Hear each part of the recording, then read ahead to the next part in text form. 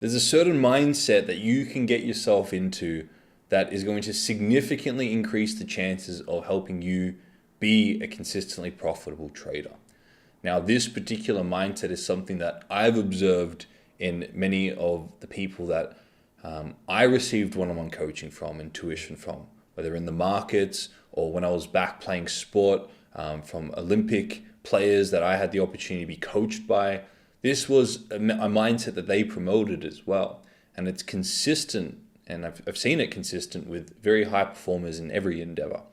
And that mindset is all around being abundant, having this abundant state of mind, as opposed to having a very scarcity-based mindset. So what I want to do in this video is share the importance of having an abundance mindset, and also how you can start to cultivate an abundance mindset in your trading and in your life to help you have better results. And I'm going to be sharing principles that I've learned from many of my coaches, and also principles that I've implemented into my trading that have worked for me, as well as principles that I've passed on to my clients and students that have worked for them. So I'm excited to get into this one. It's not something that you see talked about specifically much when we talk about trading mindset, but I guarantee you it has a huge role in your trading success. Okay, if you find this useful, share it with your trading communities, and make sure if you haven't already, you do and check out the Trading Psychology Archetype Quiz, which is in the link in the description. Okay, now, what is an abundance mindset and how can you start to cultivate it? Well, there's a few stories or a few instances that I'd love to share.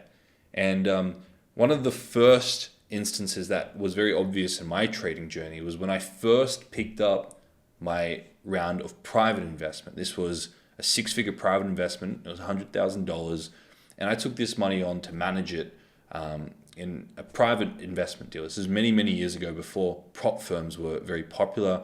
I wasn't even aware of prop firms back then. And in that dynamic, I was coming from a state of scarcity.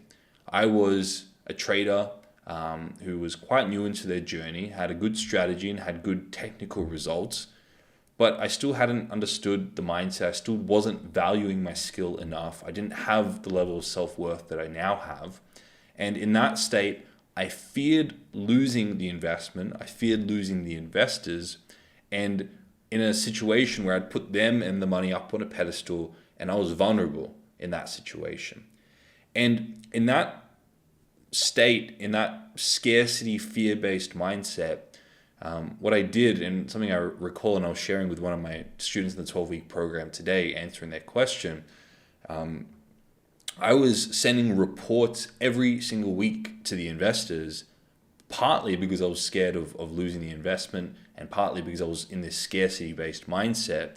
And what ended up happening was I was so hyper fixated on doing everything perfectly, and rather what I was doing was imposing unrealistic one-sided expectations on myself. And what happened was I was so fixated on making sure that I didn't miss any positions and that I caught every single trade perfectly from entry to exit, and every single component of my trading was perfect, this one-sided perfection that's unrealistic to expect. And I had put so much pressure on myself as a trader every single week, beating myself up when I made this little simple error or simple mistake. And obviously, being in that scarcity-based mindset and being in a scenario like that is not sustainable. And it puts an enormous amount of pressure on yourself as an individual, as a trader. It's highly emotional, it doesn't sustain, and it's all outcome-based in thinking. So there were a lot of errors that happened as a result, which at the time I wasn't even aware of, okay?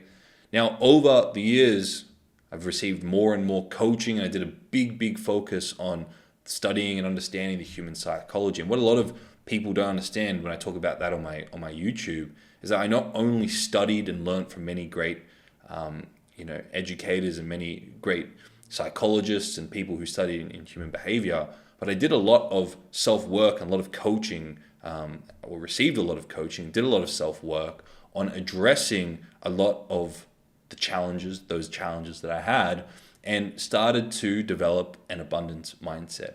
And there are specific exercises and things that you can do that will help increase the probability of developing an abundance mindset. And by the way, I share them in every single one of the other YouTube videos that I have on this channel. There's about 200 to 300 of them, and each of the exercises and each of the things I encourage you to do will contribute to you having an abundant mindset. So if you've been through the YouTube, or if you've been through the 12-week program, if you've been through one-on-one coaching with me, then every single one of the tools and the principles I pass on are helping you develop that abundance mindset. But I'm going to be a little bit more explicit about them today and share them. Okay. Now, like I've mentioned, I've seen this abundance mindset approach promoted through my sporting journey as well. I had a coach that ended up playing in the Olympics, a very successful volleyball player, and they used a slightly different word. They didn't use the word abundance, but they used the word having a carefree attitude when you play. And that was their way of communicating an abundance mindset. And I also had a coach that was very impactful for me in my trading journey, that also had they used the word explicitly, this abundant mindset. They had a slightly different way of going around and doing it. They had this financially abundant mindset where they knew that if they had a stoppage in their tank of in their tap of income for that month, they would go off and they would have strategies to restart that and kickstart that by promoting this abundant mindset financially. So there are specific things that I'm going to share in this video that will help you do that. Okay.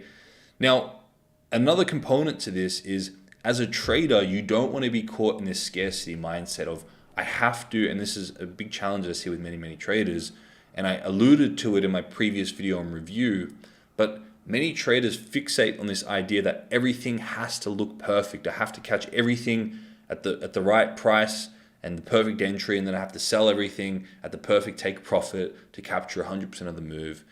And they fixate on this idea and they review every week, and then if they don't do something perfectly, then they beat themselves up and they try and change things. They end up chasing their own tail.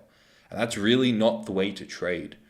Really, the way to trade is to establish the proper processes and set a little KPI for yourself. Maybe the KPI becomes adhering to your trading processes 80% of the time.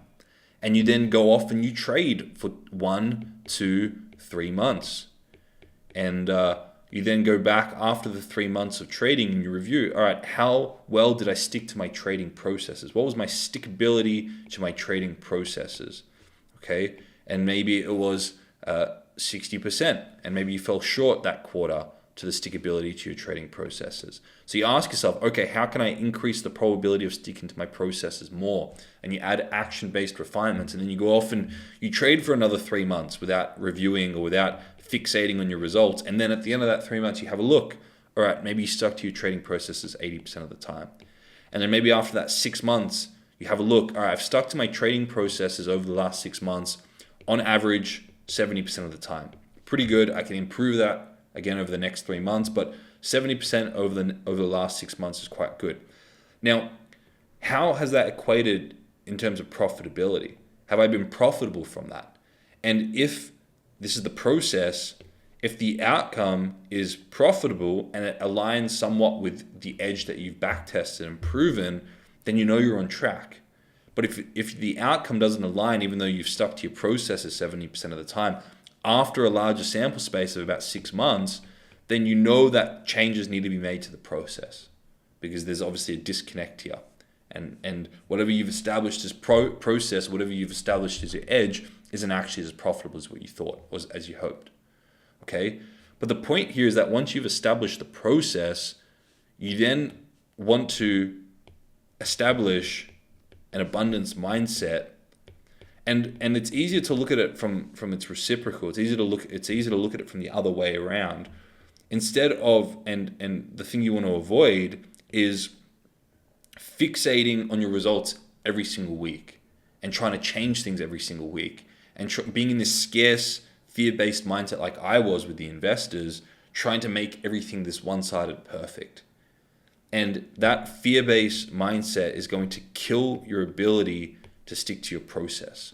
And as a result, it's going to kill your consistent profitability.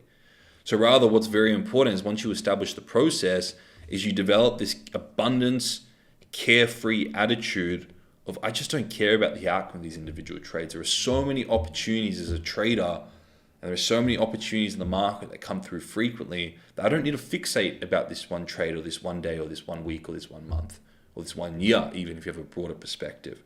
Rather, what I'm going to do is I'm going to focus on relentlessly executing on my processes. Okay? So hopefully that makes sense. Hopefully that elaborates a little bit more on what I mean by abundance mindset. Now, the ways you actually implement this, okay? Now, there are a few exercises that I encourage, but firstly, you need to make sure that financially you've been taken care of in your life, and you have a part-time or a full-time income, or you've got a business income and you've got cash savings, which is a thing we're going to elaborate on a little bit. But you need to make sure that you have a part-time or a full-time income, money coming in outside of the markets, in order to ensure that your expenses are covered, your bills are covered, and you don't have to make money from the market. And that helps promote this carefree attitude when you trade. Not careless, but a carefree attitude of, careless would be not sticking to your processes. Carefree is I'm adhering to my processes. I'm carefree about the outcome. And just relentlessly executing on your trading plan. And you don't have to worry about the outcome because you've already got a part-time or a full-time job that's covering income. Okay, so that would be number one. Number two is you need to start saving at least 10% of your income. 10 cents, at least 10 cents of every dollar goes into a cash account that you don't touch. And what I've observed with myself and with clients is that the moment you start to empower one of the 7 areas of life, especially your financials, and you start to have more cash in the bank, you start to have more money in the bank, you start to have more of this psychological buffer, you start to have more of this time buffer, and you start to empower yourself financially through cash savings first and then through investments. You start to promote this abundant state of mind. You've got more cash in the bank, and that contributes, it's not everything, but it contributes to your sense of abundance. Okay? For many reasons, mainly because you have more time and you buy more time, you also have more psychological stability, which is also very, very important. So as well as having income that covers your expenses, it's also important to start empowering cash savings and saving a portion of all your income. Okay? Now, the next thing you can do to develop an abundance mindset is to implement a daily gratitude practice. Okay? Now, this may be cliche, I know, but it is very, very important to constantly remind yourself of what you do have and the opportunities you have and the people you have in your life, because human nature is to set baseline. And what happens is we have all these things and then we adjust our baseline and they just become the normal. And it's very easy to underappreciate what we would have died for years ago. And that's what humans do. We set a baseline and we adjust. We're very good at adjusting. Okay? So it's important to every day remind yourself of what you do have. And I've mentioned in the Stoic video, a video or two ago, that the Stoics had a practice that took this one step deeper, and they visualized that you lost the thing that you do have. And they did this deep visualization of losing the things that they had or the people they had in their life to help remind them of and promote this abundant state of what they do have. And what I found is if you do your gratitude properly and you really write down what you're grateful for in all 7 areas of life, you start to promote an abundance attitude to life, and you're constantly reminded of what you do have, as opposed to comparing yourself to other people and thinking about what you don't have. Okay? So when it comes to your trading, ensure you have a part-time, full-time income, and then you take a portion, you start to build your cash savings, and then on top of that, you do your daily gratitudes. And this will start promoting this state of abundance in your life and in your trading. Now, when we talk about trading specifically, this is a little bit more broad and general when we talk about just life in general. But when we talk about trading in general, and specifically about trading, how can you promote more of a carefree, abundant state and attitude in your trading? Well, it's by doing these things outside of your trading, but it's also about having a mechanical trading plan that you're certain in. It's about going into trades without expectations on the outcome by using, for example, the Bulletproof Your Mindset tool, which is a free tool in the description. 6-figure trading plan template, free tool in the description. And then it's about just consistently adhering to your trading plan and really, in a sense, just adhering to the process and consistently executing your plan, which is the process, over a long period of time. And then it's also important to recognize and really understand the sample space as a trader, that a probability model, you're going to win some, you're going to lose some. And if you're fixated and you're attached to the individual outcome of a trade, then it's very difficult to promote an abundance mindset. But if you start to broaden your perspective and you start to put this current win in context of previous losses and future losses, and this current loss in context of the larger sample space, then when you start to see the bigger sample space and you start to stick to the process, you start to promote more of an abundance, carefree attitude. Because part of not having an abundance mindset is getting so attached to one individual trade and being so fixated on an individual loss or an individual trade. Whereas if you realize there are just so many opportunities, the market's flooded with opportunities day in, day out, every week, every month, every year, there's opportunities, and you start to ingrain that into your mind, you start to have more of a carefree attitude on the outcome of one individual trade. And you start to think more abundantly in your trading. And then when you start to scale up with prop firms and you diversify, you realize you have all these different options and you're diversified, and you've got more cash in the bank, you're more empowered in the 7 areas of life. You're thinking more long-term, you start to promote more of this abundance mindset. Now, there's one thing that's going to kill your abundance mindset and your ability to just stay in this state of abundance, get out of this fear-based mentality. And the one thing that's going to kill it is comparison. So it's very important that you don't compare yourself to other individuals, and you learn to see through the facade of comparison, because sometimes we can put people up on a pedestal because we're only seeing this one-sided facade that they're promoting on social media, and we tend to neglect the other side of them. And we compare our two-sided nature to a one-sided facade, and we ask ourselves, what's wrong with us? Why am I not as good as this person?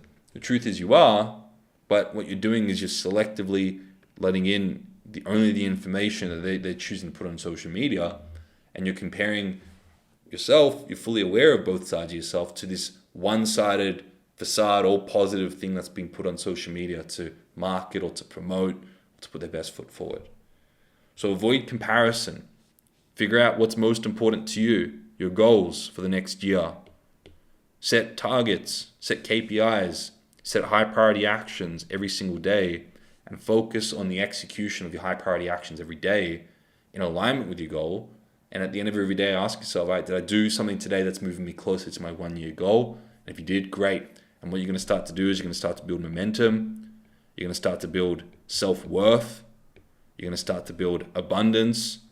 And you're going to start to build this genuine, carefree state of mind where you don't care about the outcome. You just focus on the process because you know that that's what's going to carry you to living the life, to trading the way you would love to trade, to having the things you'd love to have in your life. Okay? Hopefully that makes sense. I just share some thoughts on abundance because I know the abundance state, the abundance mindset is prevalent among high performers in every endeavor. And by the way, the other thing you need to be very, very aware of that's just popped into my mind is you need to be very aware of your language in the abundance state.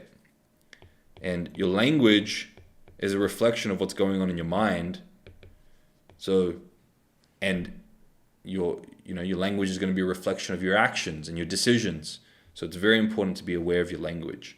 And there are specific things that are going to stop you from being in a state of abundance. If you say things like, I can't afford this, then that's going to impact your ability to actually do anything about affording that thing. So instead of saying, I can't afford this, something like asking yourself the question, how can I afford this?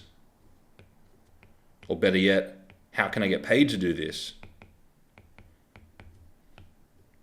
So for example, if you want to go and travel, how can I get paid to do this? say, for example, you want to travel, instead of saying, I can't afford this, you can go one level deeper, ask yourself, how can I afford this? How can I, go off and help other individuals achieve an outcome in their life, get paid in fair exchange? Or how can I, get my trading into a good place, scale with prop firms to have enough capital relative to my monthly returns to afford this? Or the one level deeper than that is, how can I get paid to do this?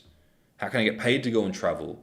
Maybe you have a set of skills and you've got a bit of an audience overseas, or you can go and travel, and you can go do a workshop or a mastermind in that country, and you can go and get paid to actually go and travel and visit that country and do something you love, right? So there are different levels, and your language is going to be a reflection of what's going on in your mind and what your actions and decisions are going to be.